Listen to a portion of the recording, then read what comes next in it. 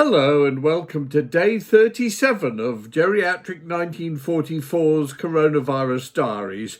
And I think today, day 37, may go down in history as the day the most huge multi-millionaire idea hit the internet and society around the globe. I'll tell you for why. I watched last night actually a very good programme, Paul Hollywood in Japan. I think it's called Paul Hollywood Eats Japan on Channel 4. Thoroughly recommended. You really should see it. It's very good. He's good and it's actually fascinating. And one of the things that he mentioned was restaurants where people went to eat on their own. And they went into these rather horrid little booths.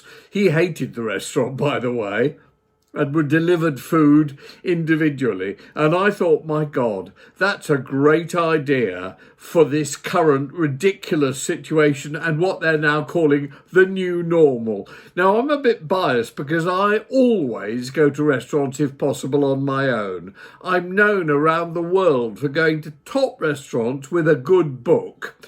I like to enjoy the meal on my own without having somebody to talk to about it. I don't want somebody else saying these potatoes are not as good as last time. I want to enjoy my food myself, and I like reading books while I'm doing it. So as I said, everywhere, in every city that I go to regularly, I'm known for this. And I think it's a great idea, people eating on their own, because they can enjoy the food and they don't need to be talking to others.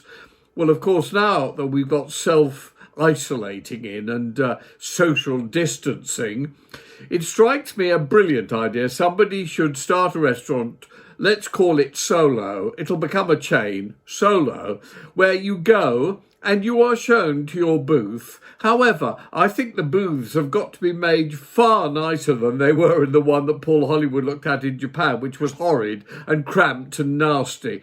They've got to have fabulously comfortable seats. They've got to have things on the walls and in front of the booths and so on. I would suggest large screens that tell the eater exactly how the food was made and what's in it, possibly even video of how the individual dishes are made. Really top quality food, not your usual sort of fast food, junk food, but really sort of 3-star Michelin food if possible. Really nice booths with other works of art on the walls and so on. The whole restaurant should be designed so people can go in.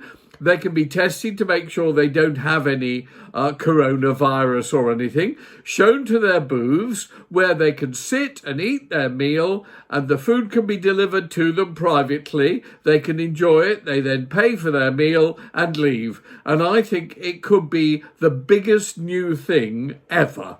So we need to start the first Solo restaurant in London in about 6 weeks' time when we're back to the new normal. And then, of course, it will become a major franchise, a chain around the world. And whoever does it, you're welcome, by the way. I'm too old now to want to do anything. I'm 75, for fuck's sakes. So you just pick up on this idea and do it, and you will become a multimillionaire. You'll become sort of the Bill Gates of the next decade.